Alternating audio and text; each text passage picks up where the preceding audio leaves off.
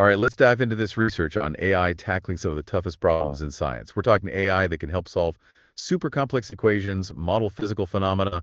It's really like sci-fi stuff becoming reality. What I think is really fascinating is how this research really digs into large language models or LLMs for scientific computing. These LLMs are basically AI systems, and they've been trained on massive amounts of data, capable of both understanding and generating human-like text.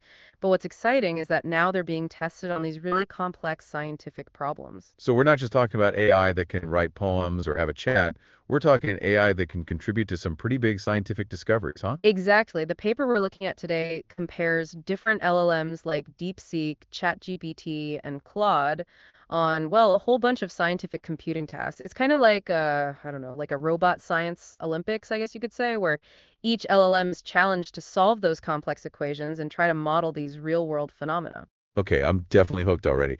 So what kind of scientific challenges are these LLMs facing in this robot science Olympics? Lay it on me. Well, the first challenge is dealing with something called a stiff ODE, and that's a type of differential equation that describes systems where things are changing rapidly. You could imagine, I don't know, like a chemical reaction happening at like lightning speed. That's the essence of a stiff ODE. Stiff ODE, that sounds pretty intense. Why are these stiff ODEs so hard for computers to solve? Well, the thing is, the rates of change in these systems are so drastically different that the traditional numerical methods, they just really struggle to maintain accuracy. It's kind of like trying to hit a moving target that's constantly changing speed and direction all the time. So how did our AI contenders fare against this rapid fire challenge? Did they manage to keep up? So here's where it gets really interesting. The reasoning models, particularly DeepSeek R1 and ChatGPT o3 Mini High, really impressed us. They didn't just like blindly apply some formula, they actually analyzed the problem, recognized that it had these signs of stiffness, and then they chose the appropriate numerical method to make sure the solution was accurate. Wait, hold on. They actually reasoned through the problem like a human scientist would. That is so cool. What kind of reasoning did they actually demonstrate? Well, if you take DeepSeek R1 as an example, it pointed out that the time interval was really big and that the equations had terms with these huge coefficients, which are signs you see when you have a stiff system. So based on this, it decided to use an implicit method like the backward Euler method, which is well known to handle stiff ODEs much better. Wow, so it really like understood the problem and it was like, okay, I know what tool I need to use for this job. What about ChatGPT? Did it show similar reasoning skills? Yep, ChatGPT o3 Mini High also recognized that stiffness and actually considered a few different options before suggesting either an implicit method or an adaptive Runs-Kutta method. It's amazing to me that these LLMs are showing this level of scientific thinking. Okay, what about Claude? How did it approach this stiff ODE challenge? Well, Claude, which is known for its ability to do that extended thinking, actually also aced the challenge, and it even went a step further and said explicitly that it would use the BDF method or backward differentiation formula method, specifically because it said it's, designed for stiff problems. It's like they're not just crunching numbers, they're understanding the concepts behind the numbers and they're making decisions. Okay, so round one goes to the reasoning models. What was up next in this robot science Olympics? Next, they had to face the Poisson equation, which is this fundamental equation that's used to derive all sorts of things, from electric fields to heat flow. Okay, yeah, the Poisson equation, I vaguely remember that from my physics classes, but refresh my memory. Why is it so important in science? Think of it like a way to model how things spread out, or how they distribute. Like, for example, it can describe how heat dissipates through like a metal plate, or maybe how pollutants disperse in a lake, something like that. Right, yeah, okay. It's all coming back to me now. So what was the specific challenge that involved the Poisson equation? Well, in this case, the LLMs had to solve it on, get this, an L-shaped domain. Basically, they had to tackle it on a shape that was a little bit more complex and irregular. So it's like they took the difficulty up a notch. So how do the LLMs handle this curveball, this new twist? It's actually pretty surprising. Most of them stumbled on this seemingly simple shape. It was actually only Claude 3.7 Sonnet that was able to solve it correctly, and that really showed off its adaptability to different problem setups. Oh, wow, that's kind of unexpected. I'm realizing that each LLM, it's kind of got its own strengths and weaknesses. What was next for our AI scientist?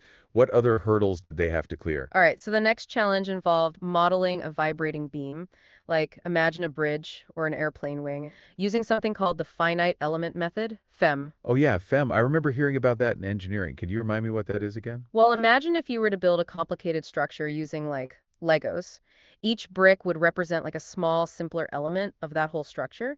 FEM works kind of the same way. It breaks down this complex problem into these smaller, manageable pieces that you can analyze and solve individually. Okay, that makes sense. So how did our LLMs do with their virtual Lego sets? Did they manage to build a stable structure? Well, this time, none of the LLMs were able to get a perfect score. They all actually had errors when they were trying to implement the FEM, and that shows us that even the most advanced AI systems can sometimes struggle with certain techniques. So even the best AI minds, they can still trip up sometimes. It seems like they're still learning and evolving, just like we humans are as scientists. What else did they run into? What other challenges were there? They also had to deal with singular integrals. Okay, come on. Now you're just using big words to try to intimidate me. What is a stringular integral? Haha, no, not at all. Imagine you're trying to calculate the area under a curve, right? That's basically what integration is. But now imagine that the curve, it suddenly just shoots up to infinity at a specific point. That's what we call a singularity. And that just, it really messes things up for our typical integration methods. So it's like the mathematical equivalent of a black hole, a point where things just get really weird and unpredictable. How did our LLMs handle this mathematical black hole? Did they freak out? Most of them were actually pretty clever. Instead of trying to just like, I don't know, brute force their way through the singularity, they used these clever transformations to try to smooth out the problem before they went about solving it. It's kind of like they figured out a way to navigate around that black hole, like avoid it altogether. Wow. Points for ingenuity. It seems like our LLMs are learning to think outside the box, or in this case, outside the singularity. All right, what's next on our AI science challenge list? What else did they do? All right, so the next one was a bit more of a familiar task. It was recognizing those handwritten digits from something called the MNIST dataset. Think of it like a handwriting recognition test, but for AI. Ah, so it's like testing their penmanship. Did any of them have messy handwriting? Not at all. They actually all aced this challenge, which isn't too surprising, since it's a really common task in the machine learning world. They've been trained on tons and tons of handwriting data. So it's like a warm-up exercise for them, getting their brains ready for the real stuff. All right, what was the next real challenge then? Okay, so next up, they had to tackle problems using something called PINs, which stands for physics-informed neural networks. It's like you're taking a neural network and you're giving it built-in knowledge of physics. Whoa, hold on.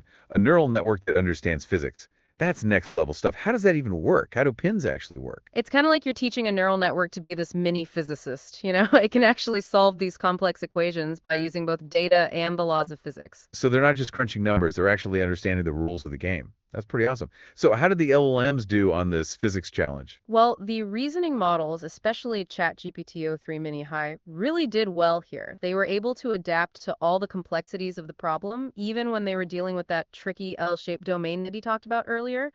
And get this, they even generated new data points as they went along, which really showed off their ability to learn and adapt as they went. Wow, so they're not just using pre-programmed knowledge, they're actively learning as they go, refining their understanding. That is impressive. What about the other LLMs? How did they do? Well, the non-reasoning models, they weren't quite as adaptable, but they still did manage to generate working code and produce some decent solutions. So it seems like we've got a real range of talent in this robot science Olympics, from the superstars to the rookies. What was the final challenge in this whole AI science showdown? Okay, for the grand finale, it was deep onnets or deep operator networks. These are a special kind of neural network, and they're designed to learn the relationships between different functions. Imagine like learning a universal formula that works in many different situations. Okay, my brain is already doing backflips trying to picture that. Can you give me a real world example to help me understand? Sure, think of a machine that can predict the weather based on things like temperature and humidity and wind speed. A deep on it could actually learn the complex relationships between all those factors and the resulting weather patterns, creating a formula for weather prediction. So it's like learning the secret code of nature. Okay, that's pretty cool. And how did our LLMs do on this grand challenge? Well, this is where things get even more interesting. The LLMs had to come up with their own training data and choose their own strategies to build their deep bonnets. Some were much more successful than others, and there were definitely some surprises along the way. It sounds like it was a real test of their scientific thinking. I'm dying to know who came out on top for this deep on that challenge. The results were actually pretty mixed. Each LLM showed its strengths and weaknesses depending on the task. Claude, for instance, was really thorough and sophisticated in its approach, but it also tended to make more errors when it came to actually implementing the code. Ah, the classic trade-off between complexity and accuracy. It happens to the best of us. What about the other LLMs? How did they stack up? Well, DeepSeek R1 generally performed quite well, especially when it came to picking diverse training data and coming up with solutions that could be applied to new situations. ChatGPT o3 Mini High, it was also very effective, but sometimes it took a little bit longer to actually find its solutions. So it sounds like each LLM has its own unique skills, kind of like a diverse team of researchers. Can you tell me more about those errors they made? Were they just like simple coding mistakes, or was it something more fundamental?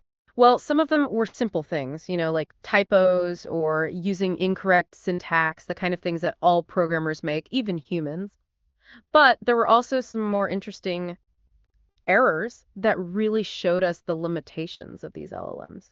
Like what? Spill the tea, give me the juicy details. For example, some LLMs had trouble formatting the data correctly, especially when they were working with complex structures, like matrices, for example. So it's like they're still learning the proper grammar of data, how information needs to be structured for them to really get it. Exactly, and it just highlights that even with all this advanced reasoning ability, LLMs still need humans to carefully check their work and make sure they're actually understanding the data correctly. Right, that makes sense. Okay, what other kinds of errors did they make? Well, some LLMs, and this was especially true for Claude, would sometimes overcomplicate things. They would use very advanced techniques when a simpler approach would have actually been more efficient and even more accurate. Oh, so it's like they were trying to show off their knowledge, using all the fancy tools, even when a simpler approach would have worked just fine. That's a great way to put it. It's like they need to learn to be more strategic, when to use the complex algorithms and when to just stick to the basics. It's about that balance of power and efficiency. So it's not just about giving them this huge toolbox of knowledge, but also teaching them how to choose the right tools for the job, when to use which. It's like teaching a young scientist to be a critical thinker. Were there any other errors that really stood out to you? Yeah, there's one more that's worth mentioning. This one really highlights how important it is to be careful about the data you use during training. Remember the deep on it challenge that involved the Caputo fractional derivative, which is a pretty complex mathematical operator? Well, some of the LLMs were trained on data that only included a single fractional order. So it's like they were only shown a very small piece of the puzzle, and that limited how well they could apply their knowledge to new situations. Exactly. And you can probably guess those LLMs didn't do so well when we tested them on data with different fractional orders. They just didn't have that broader understanding that's needed to adapt to new scenarios. It makes sense. It really shows how crucial it is to train these LLMs on data sets that are diverse and representative of, the real world, like the old saying, garbage in, garbage out. If we want them to be versatile and flexible, they need to learn from a variety of information. Absolutely. And this actually brings us to a bigger point about developing LLMs for scientific use. It's not just about making them more powerful, it's about knowing how to train them well, how to give them data in a way they can understand, and how to evaluate their performance, with all the nuances that come with science. It's a multifaceted challenge that needs expertise from different fields, computer science, math, physics, and of course the specific area of science where they're being used. It's like a huge collaboration to really push the boundaries of AI and science. You hit it right on the head. It's a really exciting time to see AI and science coming together like this. It feels like the possibilities are truly endless. But for now, let's take a moment to reflect on what we've learned. This has been an incredibly eye-opening journey. I already feel much more informed and excited about the potential for LLMs to change scientific research, but I feel like there's so much more to explore. Absolutely. Tune in next time for the second part of our deep dive, where we'll go even deeper into what makes these LLMs tick and explore how they can reason so effectively. Welcome back to our deep dive into the world of LLMs and how they could change scientific computing. Last time we saw how they did on those challenges, like solving the super fast, stiff ODEs and even working with those physics-informed neural networks. It was pretty amazing. It is amazing to see these LLMs showing problem-solving skills that really do resemble human scientists, don't they? Yeah, absolutely. But I want to go beyond just seeing what they can do. I want to understand how they actually do it. What's happening inside their brains when they're tackling those complex scientific problems? That is the question everyone wants to know the answer to. Remember, these LLMs are essentially language models, right? They've been trained on tons of text and code, which lets them understand those nuances of language and all the logic of programming. But what makes those reasoning models different is that extra layer of training, which is designed to improve their analytical and problem-solving skills. So it's like they've gone through a boot camp to become real scientific thinkers. You got it. Think about that stiff ODE challenge, again, the Robertson problem. The reasoning models didn't just jump into solving it. They kind of stepped back, they analyzed it, and they recognized what makes a stiff system, like those really different reaction rates. Then, based on that, they chose the right numerical methods to use.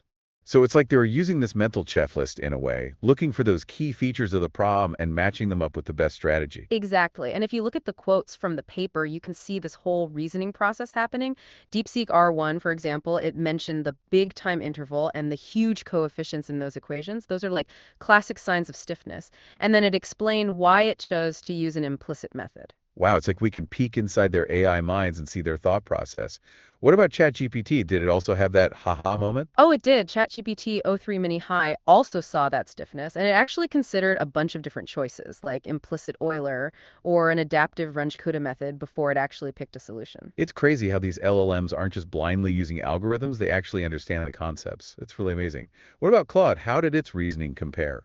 Claude, with its extended thinking mode, was really clear about its reasoning. It pointed out, hey, this is a stiff system of ODEs, explained what that meant, and then said why it picked the backward differentiation formula method. It laid it all out there. It's awesome how they break these problems down and then they can explain their thinking like in a way we humans can understand. So, does this ability to reason make them better for science than other types of AI? It definitely gives them a leg up, this ability to reason, to connect those ideas and then make informed choices. It's what makes these LLMs so exciting for science. They're not just tools for doing things automatically. They're more like partners in discovery, helping us instead of replacing us. Right, that makes sense. It's about AI and humans working together, each using their strengths to push the boundaries of what we know. Exactly. Imagine scientists and LLMs working side by side. The scientists bring their experience, creativity, and intuition, and the LLMs can process huge amounts of data, find patterns, and explore all these different ways to solve problems. It's like having a team of superpowered research assistants that can help analyze data, design experiments, and even come up with new ideas. That's a great way to think about it, but it's important to remember that even with this amazing ability to reason, these LLMs are still being developed. Remember, the study also showed some of their limitations. Oh yeah, you mentioned that none of them completely solved the finite element method challenge, that vibrating beam one.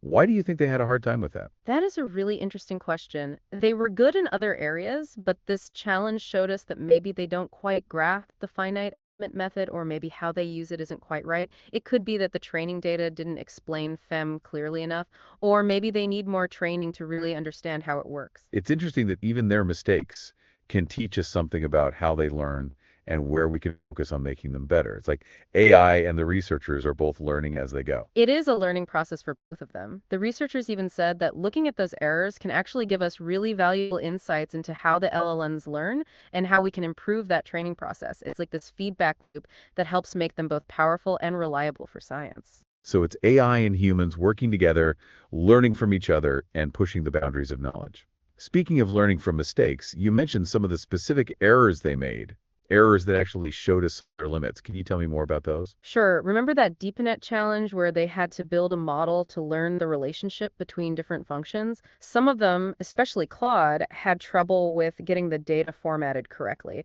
particularly with those really complicated arrays that have multiple dimensions. So it's like they were still learning the right way to organize information so they can really understand it. Yeah, exactly. It shows us that how you present the data is really, really important. Even if they can reason really well, LLMs can trip up if that data isn't in a format they can easily process. It makes me wonder if we could improve how we present scientific data to LLMs. Maybe we need new ways of showing data that are more intuitive for them to understand. You're thinking like a true AI researcher. There's actually a ton of research happening right now to figure out how to bridge that gap between how we understand things and how AI processes information. Wow, that's really interesting. What other kinds of errors did they make? Well, some, even those with strong reasoning skills, made mistakes that showed they sometimes overcomplicate things. They'd use really complex techniques when something simpler would have been better and even more accurate.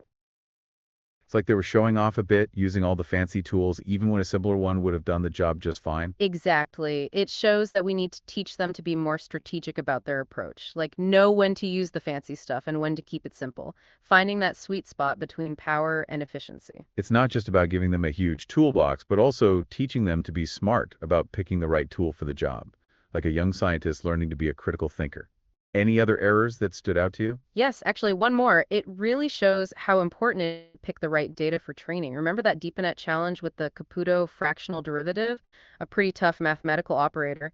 Well, some LLMs learned from data that only had one fractional order. So it's like they only saw a tiny part of the whole picture, which made it hard for them to apply their knowledge to other situations. You got it. And not surprisingly, those LLMs didn't do well when they were tested on data with different fractional orders. They just didn't have that broad understanding that's needed to adjust to new things. It makes sense. It shows how important it is to train them with data sets that are diverse and show them a lot of different examples. Like they say, garbage in, garbage out. If we want them to be flexible and adaptable, we need to give them lots of different information to learn from. That's a perfect analogy. And this brings us to a bigger point about developing LLMs for science. It's not just about making them more powerful, it's about understanding how to train them well, give them data they understand, and evaluate how they're doing, considering all the complexity of science. It's a challenge that needs people from different areas, computer science, math, physics, and the specific science where they're being used. It's like this big collaboration to push forward both AI and science. Exactly. It's an exciting time to be watching AI and science come together like this. The possibilities seem endless. But for now, let's take a moment and think about what we've learned so far. It's been amazing. I feel so much more knowledgeable about how LLMs change scientific research, but I feel like there's still so much more to explore, to learn about. There definitely is. Tune in next time for the last part of our deep dive. We'll talk about what these findings really mean, ethical considerations, and what the future might hold for AI in science. Welcome back to our deep dive. We've been exploring LLMs and their potential in scientific computing. We've seen what they can do, sometimes where they trip up, and we've even gotten a glimpse into how they think. It's been quite a journey. It really has. We've gotten into the nitty-gritty details, but now I think it's time to step back and look at the bigger picture. This research is about more than just algorithms and benchmarks. It's about this, I guess you could say, evolving relationship between humans and AI, particularly when it comes to scientific discovery. You're right, we've been focused on the how, but what about the so what? What do these findings mean for the future of science? That's the big question. It is the big question. We could be seeing a huge shift, where human ingenuity meets the power and analytical abilities of AI. It's this collaboration that could totally change how we approach scientific research. It's exciting and a little bit, I don't know, intimidating, right? To think we might be on the edge of a new era where AI isn't just a tool, but like a partner in science. Exactly. And like any powerful partnership, there are things we need to consider. As we use LLMs more and more in science, we need to be aware of their limitations and potential problems. That makes sense. We saw some of those limits and the challenges they face, but are there other broader things we should be thinking about as these LLMs become, even more advanced and integrated into science? One thing to remember is that LLMs learn from massive amounts of data, and if that data is biased or incomplete, well, their results can be biased or unreliable too. So it's not just about giving them information, it's about giving them the right information, right? Data that's diverse and balanced and shows them how complex the real world is. Precisely. Another really important thing is transparency. As these LLMs get more complex, it can be harder to understand how they get their answers. That's a good point. If we're using them to make scientific decisions, we need to be able to follow their logic. Otherwise, it's like a black box, and that can be scary in science. You got it. Transparency is so important for trust and making sure these models are used responsibly. We need ways to make them more interpretable so we can see what's influencing their decisions. It's like we need a peer review process, but for AI, we need to be able to examine their work, understand how they got there, and make sure they're accountable for their results. Exactly. And this brings up another question. Who's responsible when an AI makes a mistake or does something harmful? Is it the people who built it? The researchers who used it? These are tough ethical and legal questions we have to face as AI becomes more part of everything we do. It feels like we're in this uncharted territory where it's hard to tell where human responsibility ends and AI begins. It's exciting and a little unsettling at the same time. I think you've put it perfect. The time of huge possibilities, but also big responsibility.